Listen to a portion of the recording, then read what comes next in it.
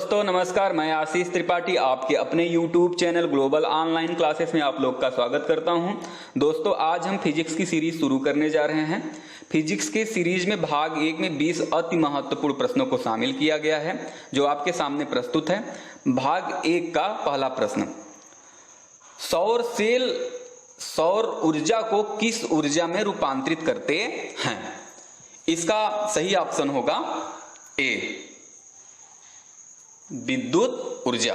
Next question देखते हैं।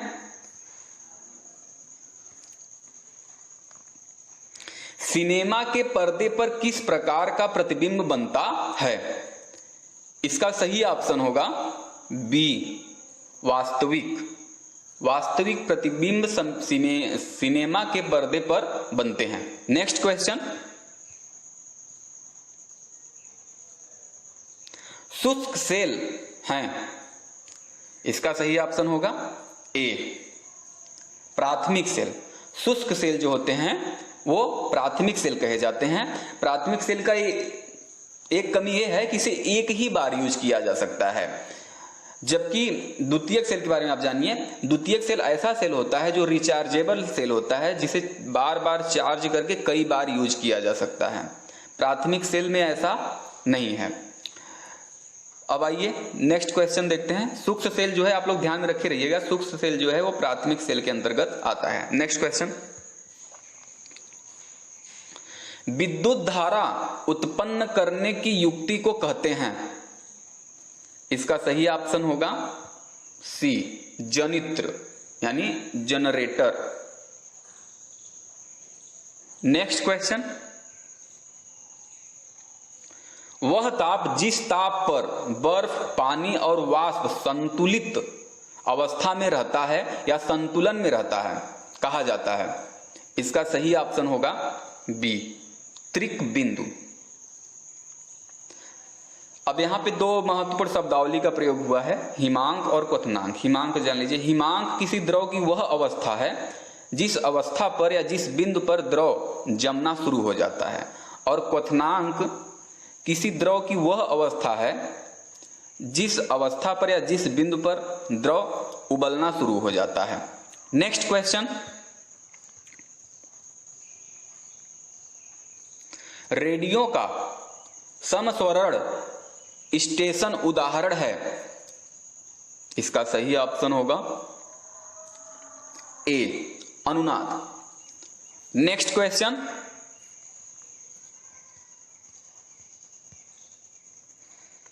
मानव नेत्र में होता है, मानव नेत्र में होता है कौन सा लेंस होता है? आपको बताना है, उत्तल लेंस या अवतल लेंस? इसका सही आंसर होगा सी, उत्तल लेंस। नेक्स्ट क्वेश्चन, बाह्य अंतरिक्ष में किसी अंतरिक्ष यात्री को आकाश दिखाई देगा? इसका सही ऑप्शन होगा ए, काला। आकाश का वास्तविक रंग काला ही होता है। बाह्य अंतरिक्ष में जाने पर प्रकाश की जो प्रकीर्णन की क्रियाएं हैं, विवर्तन की क्रियाएं हैं, अपवर्तन की क्रियाएं हैं, ये नहीं होती हैं, जिसके कारण विभिन्न रंगों में आपसी मेल न होने के कारण आकाश का हमें वास्तविक रंग दिखाई देता है, जो कि आकाश का वास्तविक रंग जो है वो काला है, हमें काला ही दिखाई देता है। नेक्स्ट,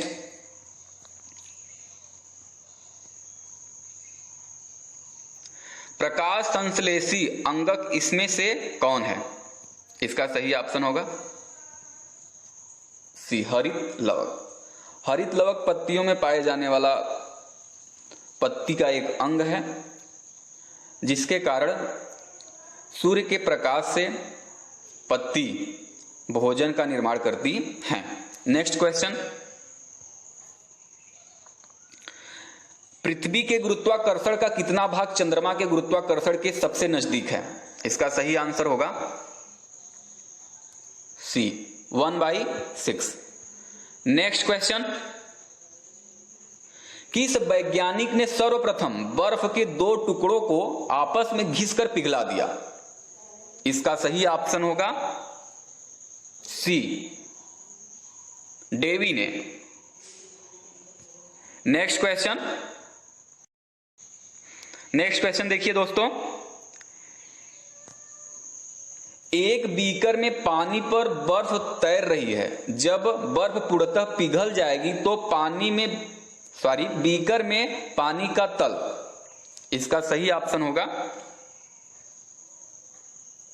डी, उतना ही रहेगा, क्योंकि आर्किमिडीज के सिद्धांत के अनुसार बर्फ उतना आयतन पानी के अंदर घेरा हुआ है जितना कि उसे मतलब पिघलने के बाद जरूरत है, जितने आयतन की उसे पिघलने के बाद जरूरत है। आप लोग बस माइंड में सेट करके रखिए ये बात कि जब भी बर्फ पानी में तैर रहा है तो पिघलने के बाद और पिघलने के पहले दोनों समय का आयतन एक समान होगा, कोई परिवर्तन नहीं होगा।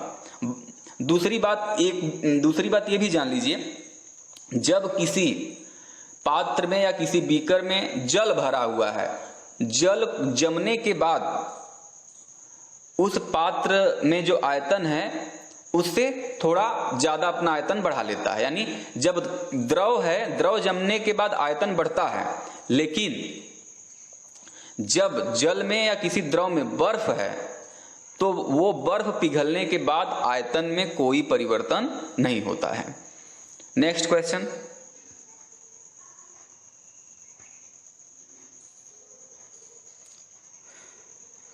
ऊष्मा एक प्रकार की ऊर्जा है जिसे कार्य में बदला जा सकता है। इसका प्रत्यक्ष प्रमाण सबसे पहले किसने दिया? इसका सही आंसर होगा डी, रमफोर्ड ने। नेक्स्ट क्वेश्चन,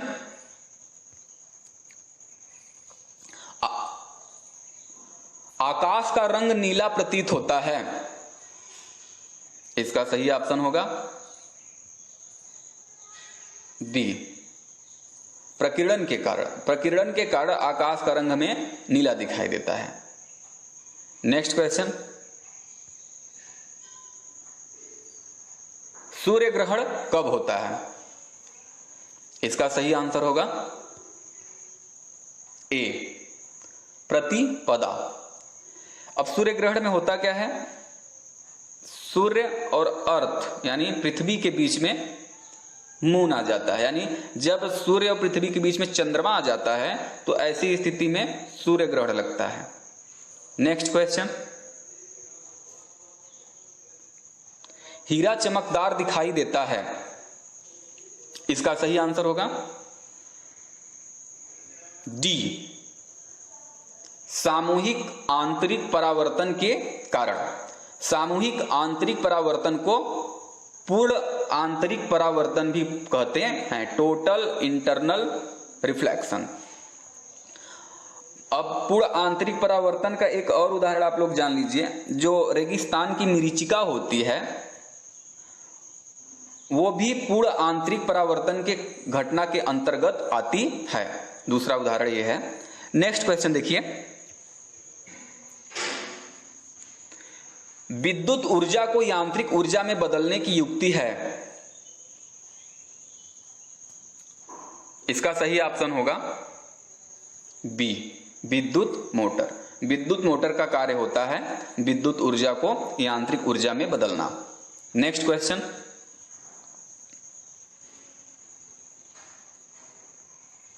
समतल दर्पण के द्वारा बना प्रतिबिंब होता है। इसका सही ऑप्शन होगा बी, काल्पनिक। नेक्स्ट क्वेश्चन, वस्तु की मात्रा बदलने पर क्या अपरिवर्तित रहेगा? इसका सही आंसर होगा बी, घनत्व। घनत्व जो है वस्तु की मात्रा बदलने पे अपरिवर्तित होता है। उसका कारण है कि घनत्व होता क्या है आप ये जान लीजिए, एक घन सेंटीमीटर में या एक घन मीटर में पाए जाने वाले द्रव की सांद्रता को हम उसका घनत्व कहते हैं। इसलिए घनत्व तो एक समान रहेगा, आयतन चाहे आप जो कर दीजिए, भार में चाहे जो परिवर्तन कर दीजिए, द्रव्यमान में चाहे जो परिवर्तन कर दीजिए, लेकिन सांद्रता में आप परिवर्तन नहीं कर सकते। लोहे का छोटा टुकड़ा भी लोहे का वही घनत्व बताएगा जो लोहे का बड़ा टुकड़ा बताएगा। जल का 1 लीटर मात्रा भी जल का वही घनत्व बताएगा जो जल का 100 लीटर मात्रा बताएगा। इसलिए घनत्व का मात्रा पर कोई प्रभाव नहीं पड़ता। घनत्व का सीधा संबंध सांद्रता से है। 1 सेंटीमीटर में पाए जाने 1 घन सेंटीमीटर में पाए जाने वाले ठोस के अणुओं को हम उसका घनत्व कहते हैं, तथा 1 घन सेंटीमीटर या 1 घन लीटर में पाए जाने वाले द्रव की सांद्रता को हम उसका घनत्व कहते हैं। इसे आप ध्यान में रखिएगा। नेक्स्ट क्वेश्चन के बारे में आइए हम डिस्कस करते हैं। यदि लोलक की लंबाई 4 गुनी कर दी जाए तो लोलक के झूलने का समय, इसका सही ऑप्शन होगा डी, दुगना होता है। देखिए इसका एक फार्मूला होता है, T = 2 पाई रूट में L/G। जब आप यहां पे वैल्यू रख के कैलकुलेट करेंगे तो आपको समझ में आएगा कि T और L में क्या रिलेशन है। ये आज की वीडियो का लास्ट क्वेश्चन था। दोस्तों मैं आशा करता हूं ये आप लोग को जरूर पसंद आया होगा। दोस्तों फिजिक्स के पार्ट 2 में 20 अति महत्वपूर्ण प्रश्नों के साथ हम फिर आपके सामने उपस्थित होंगे। आज के लिए इतना ही। धन्यवाद।